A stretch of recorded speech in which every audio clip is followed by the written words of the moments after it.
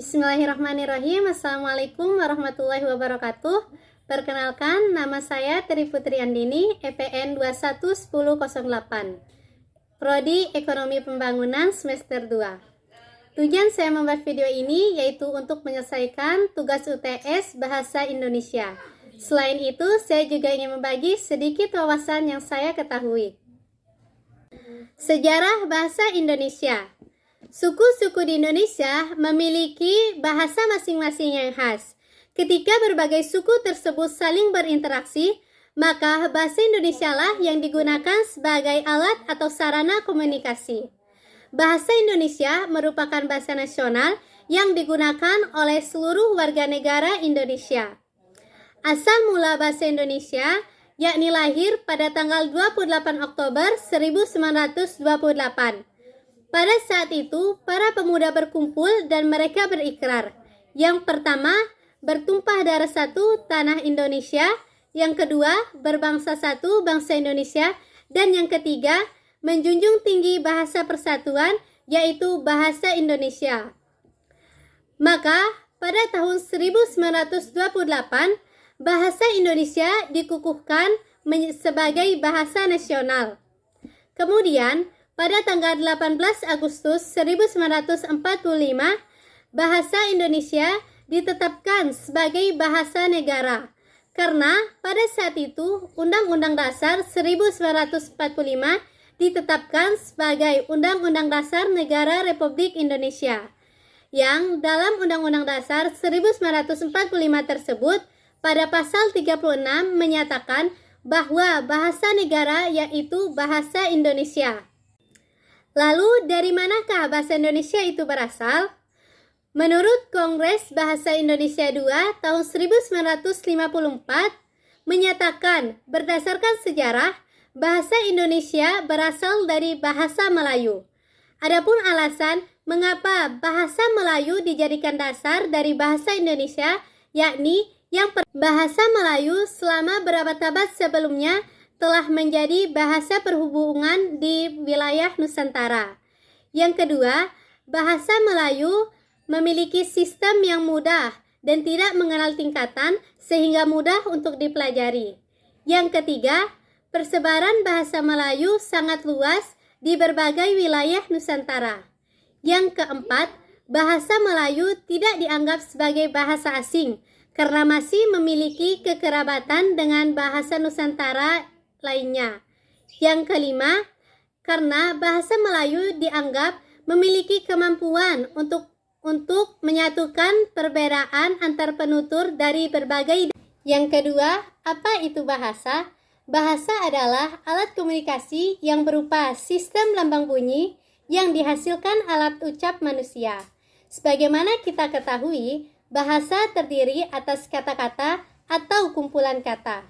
Masing-masing mempunyai makna, yaitu hubungan abstrak antara kata sebagai lambang dengan objek atau konsep yang diwakili kumpulan kata atau kosakata itu. Oleh ahli bahasa disusun secara alfabetis atau menurut urutan abjad, disertai dengan penjelasan artinya dan kemudian dibukukan menjadi sebuah kamus atau leksikon. 3. Karakteristik bahasa. 1. Arbitrer. Arbitrer adalah tidak adanya hubungan langsung yang bersifat wajib antara lambang dengan yang dilambangkannya. Dengan kata lain, hubungan antara bahasa dan wujud bendanya hanya didasarkan pada kesepakatan antara penurut bahasa di dalam masyarakat bahasa yang bersangkutan. Yang kedua, sistematis.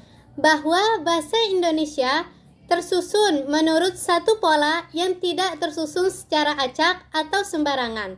Sementara, secara sistematis berarti bahwa bahasa Indonesia itu bukan merupakan sistem tunggal, tapi terdiri juga dari subsistem atau sistem bawahan, seperti subsistem fonologi, subsistem morfologi, subsistem sintaksis, subsistem semantik. Yang ketiga, bahasa memiliki ciri khas atau karakteristik tersendiri yang tidak dimiliki oleh bahasa lainnya. 4. Produktif. Bahasa merupakan sistem yang produktif. Artinya, dengan jumlah simbol yang ada, bahasa tersebut dapat dikembangkan dengan simbol-simbolnya untuk membentuk kata-kata baru. Yang kelima, universal. Pengertian universal adalah suatu yang sifatnya umum dan berlaku bagi semua orang. Yang keempat, fungsi dan kedudukan bahasa Indonesia. Pada umumnya, fungsi dari bahasa Indonesia terbagi menjadi dua, yaitu berdasarkan kedudukannya sebagai bahasa nasional Indonesia serta kedudukannya sebagai bahasa negara. Fungsi bahasa Indonesia sebagai bahasa nasional diantaranya adalah alat penghubung antar bangsa, identitas nasional, lambang kebanggaan Indonesia, serta sebagai alat pemersatu seluruh rakyat Indonesia. Sementara, fungsi dari bahasa Indonesia sesuai kedudukannya sebagai bahasa negara terbagi menjadi 4. Yang pertama, bahasa Indonesia sebagai alat pengantar dalam pendidikan. Bahasa Indonesia sebagai bahasa resmi kenegaraan. Yang ketiga, bahasa Indonesia sebagai alat penghubung nasional. Yang keempat, bahasa Indonesia sebagai alat pengembangan kebudayaan dan pengetahuan. Kedudukan bahasa Indonesia. Yang pertama, lambang kebanggaan. Yang kedua, sebagai identitas nasional. Yang ketiga, alat perhubungan antar bangsa. Yang keempat, alat pemersatu. Yang kelima, daftar pustaka dan kutipan. Pengertian daftar pustaka atau bibliografi adalah sebuah daftar yang berisi judul, buku-buku, artikel-artikel, dan bahan-bahan penerbitan. Adapun cara penulisan daftar pustaka yang perlu dilakukan pertama yaitu menulis nama, lalu dilanjutkan dengan tanda koma, setelah itu mencantumkan nama depan dan tengah penulis dari buku tersebut. Jika buku tersebut ditulis oleh 2 orang penulis atau lebih, hanya penulis pertama yang namanya dibaca. Penulis kedua berada setelah dengan urutan yang sesuai dengan nama aslinya. Dan jika nama penulis tercantum gelar, tidak perlu. Yang kedua, tahun terbit. Langkah selanjutnya ialah mencantumkan tahun terbit buku. Jangan terkecoh dengan angka tahun cetakan awal, karena bisa saja buku yang kita gunakan merupakan cetakan kedua, ketiga, dan bisa saja cetakan terakhir. Yang ketiga, judul buku. Judul buku tinggal menuliskan judul buku dengan lengkap. Format penulisan dibuat italik atau miring. Pada bagian akhir adalah mencantumkan kota penerbitan dan nama penerbit yang mencetak buku.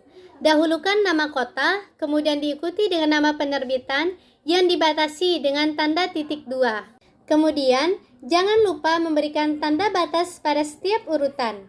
Pastikan menggunakan titik untuk membatasi urutan nama, tahun terbit, judul buku, hingga kota dan nama penerbit.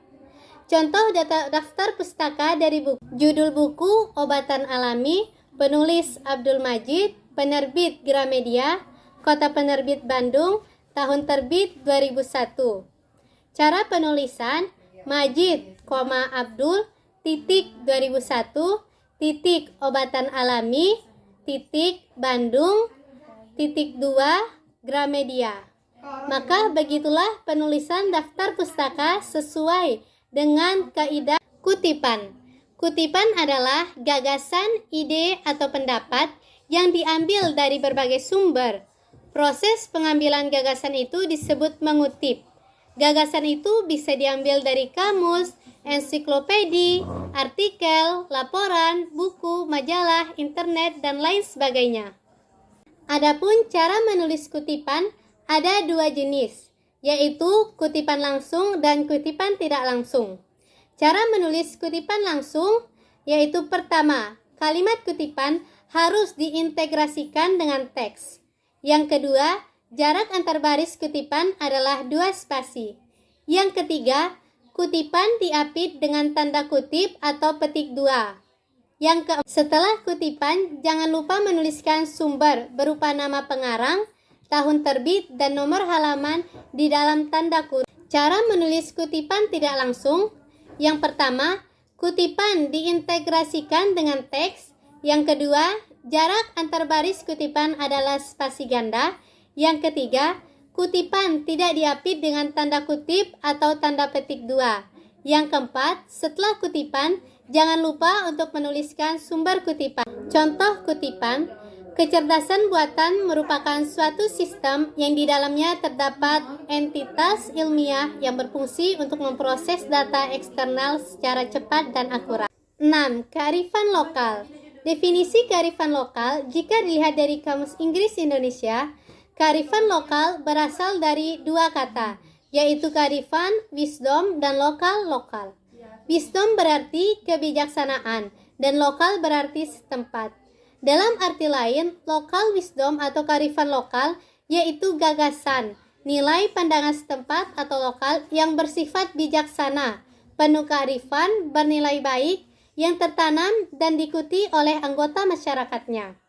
Pengertian kearifan lokal yang lain yakni kearifan lokal merupakan bagian dari budaya suatu masyarakat yang tidak bisa dipisahkan dari bahasa masyarakat. Contoh kearifan lokal di wilayah Sumbawa, salah satunya yaitu Barapan Kebo.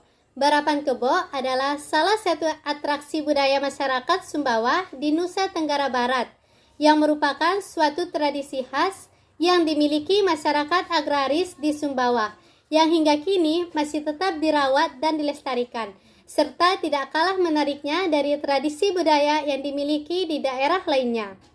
Barapan Kebo atau Karapan Kerbau merupakan tradisi khas masyarakat Sumbawa, Nusa Tenggara Barat sebagai wujud pertabayan dan silaturahmi antar masyarakat.